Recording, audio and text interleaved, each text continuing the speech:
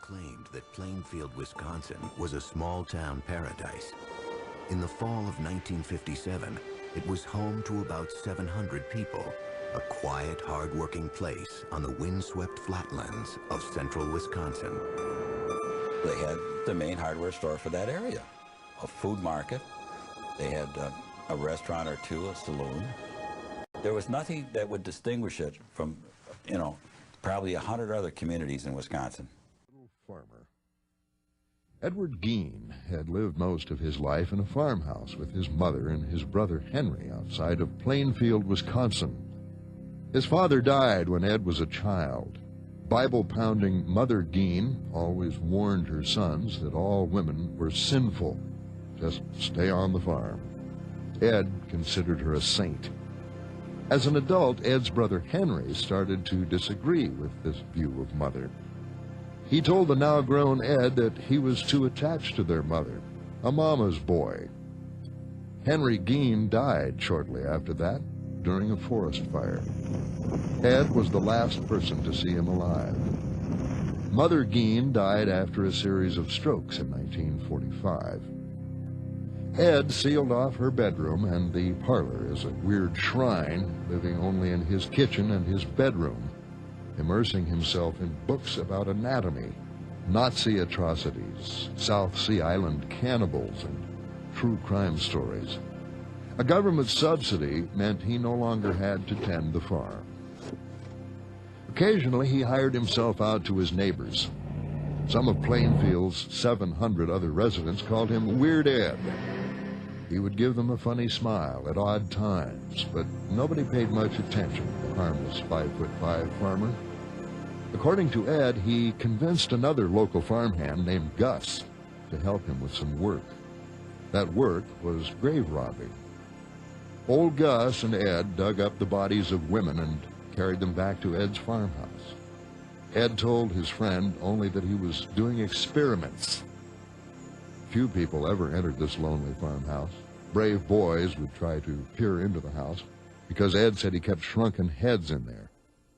Ed always chased trespassers off his land. The house became unimaginably filthy with layer upon layer of waste, slop, and unidentifiable clutter. Cheap pictures of Jesus on one wall and a mask of human skin on another. Comic books and volumes on embalming. Children's toys, and human bones.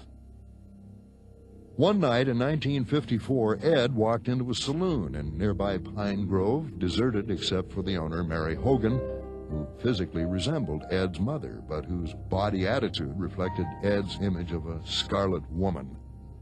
Ed shot her with a .22, packed the 51-year-old woman onto a sled, and carted her back home. Ed continued his lonely life, unmolested by outsiders or sanity. Occasionally, local families would ask him to babysit.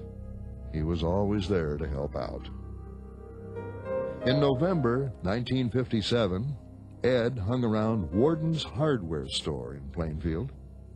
Beatrice Warden was a buxom woman whose shape reminded Ed of his mother. Mrs. Warden's son, Frank, was deputy sheriff and unofficial fire chief. Eddie mentioned in passing that he'd have to buy antifreeze for his truck. On the first day of hunting season, Plainfield's men were out chasing deer. When Frank Warden came back to his mother's store, he found her cash register missing. So was his mother.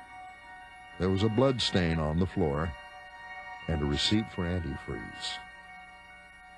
The death of Beatrice Warden appeared to be utterly senseless murder. The sheriff drove out to the Gein farm, finding the shed unlocked.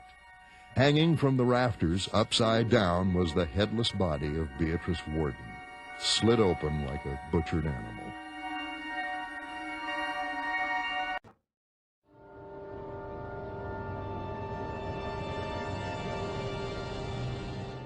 Across the street from the hardware store where Bernice Warden ran her business. I believe it was in the afternoon. People were starting to wonder why the store was locked and where was Bernice Warden.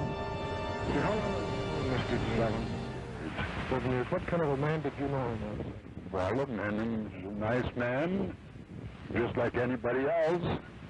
The only difference I'd say in the man, he seems to be a little hot.